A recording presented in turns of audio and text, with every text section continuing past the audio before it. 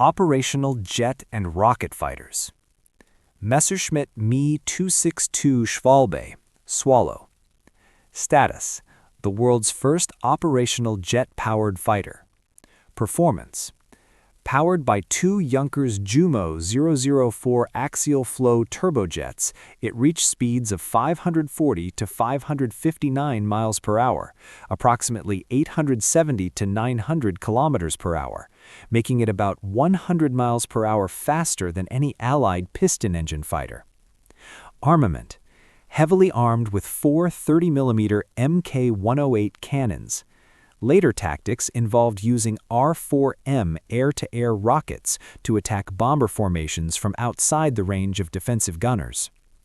Operational history: although design began in 1939, its introduction was delayed by engine metallurgy problems and political interference, specifically Hitler's demand to use it as a fast bomber, Sturmvogel.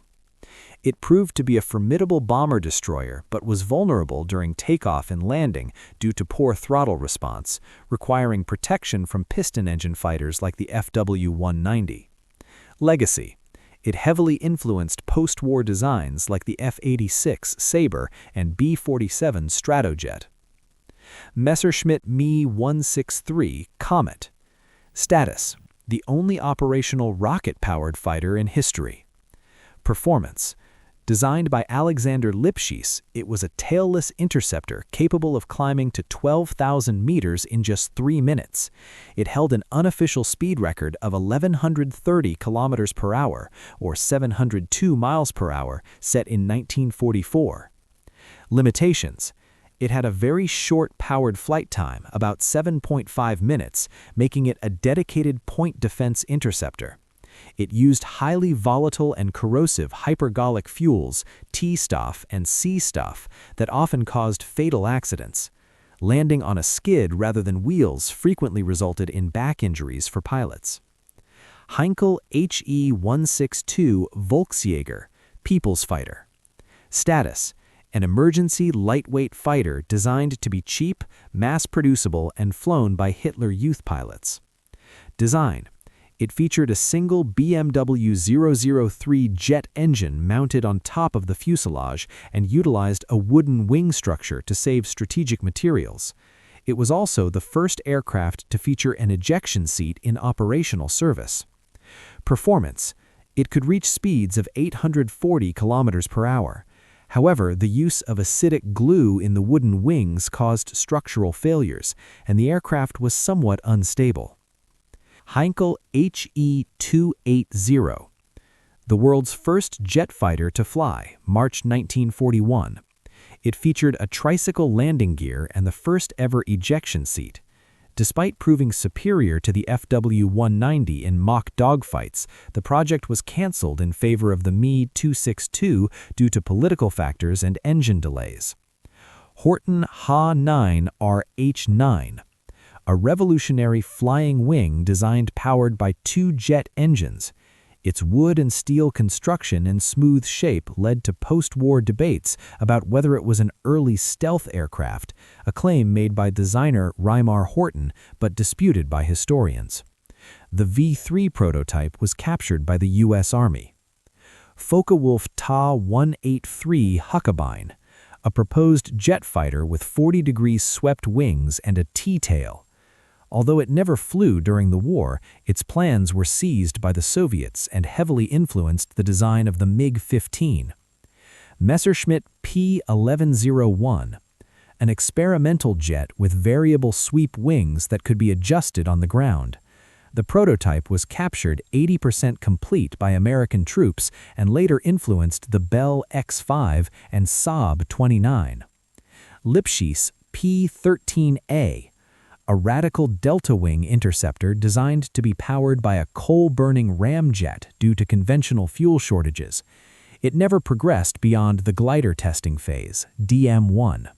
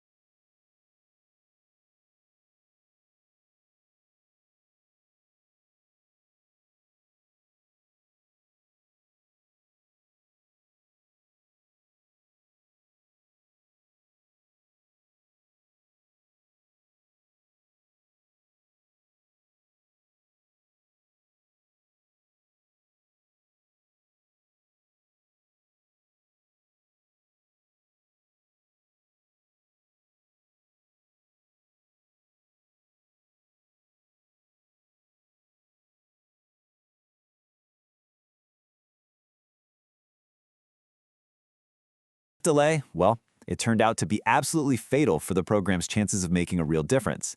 And the reasons for that delay? Man, they were huge. First off, the engines. The brand new Jumo 004 jets were a complete nightmare. They were so unreliable, they'd often only last about 25, maybe 35 hours before they had to be totally rebuilt. On top of that, late war Germany was running out of everything, especially the high-temperature metals needed for jet engines. They had to compromise with lower-quality steel, which just couldn't take the heat. But honestly, the biggest problem wasn't a technical one, it was political. So get this, the Me-262 was born to be a fighter, a pure interceptor, designed specifically to shoot down the Allied bombers that were pounding German cities into rubble. But then, Hitler himself stepped in. He saw this incredible machine and didn't see a defender. He saw a Schnellbomber, a fast bomber. He wanted to use it for revenge attacks. Just think about that. At the very moment Germany's survival depended on defending its airspace, the top leadership crippled its best defensive weapon by trying to turn it into something it was never meant to be. It's a classic and tragic example of bad leadership. But eventually, the fighter version did make it to the front lines, and when it finally got unleashed, boy was it a storm. 542. That's the number of Allied aircraft that Me-262 pilots claimed they shot down. Now, you always have to take wartime claims with a grain of salt, but there is absolutely no doubt that in the hands of an experienced pilot, this jet was an absolute killing machine. And it wasn't just propeller planes it outclassed. Let's compare it to the Allies' first jet, the British Gloucester Meteor. The Me-262 was way faster, and its armament? 4 huge 30mm cannons that could shred a bomber in seconds. Even after the war, when the Allies got their hands on them and tested them, the conclusion was unanimous. The German jet was simply in a different league. But this huge speed advantage created a whole new set of problems for both sides. If you're a German pilot, how do you attack a slow-moving bomber when you're blasting past it at warp speed? And if you're an Allied pilot, well, how in the world do you fight a jet you can't even catch? The German aces basically had to throw out the old rulebook and invent new tactics on the fly. One of the most famous was the roller coaster attack. They'd come in high, dive straight down through the escort fighters, who couldn't even touch them, then pull up sharply to burn off some speed, and then level out to attack the bombers from behind. It was a really clever solution to a brand new problem. But, like any new technology, the jet had an Achilles heel.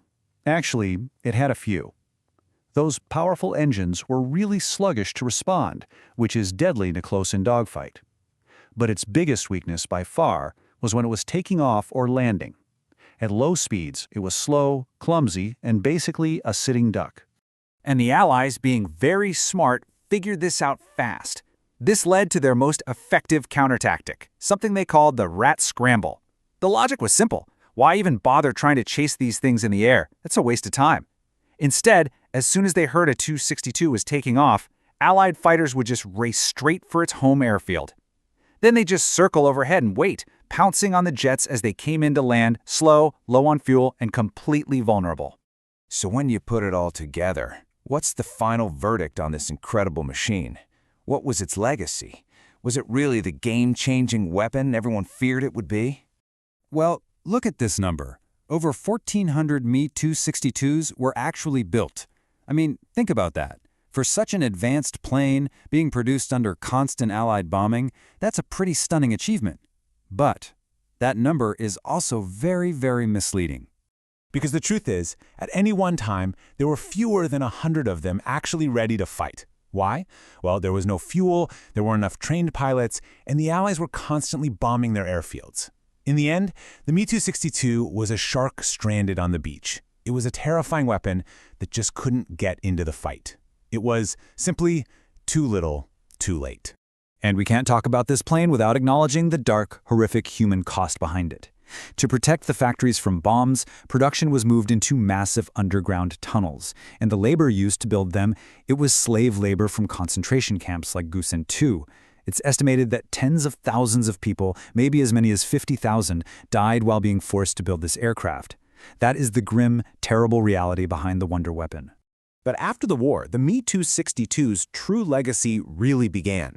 The Allies, the Americans, the British, the Soviets, they grabbed every single one they could find and took them apart, studied them intensely. And its innovations, especially those swept-back wings, became the direct blueprint for the next generation of legendary jets.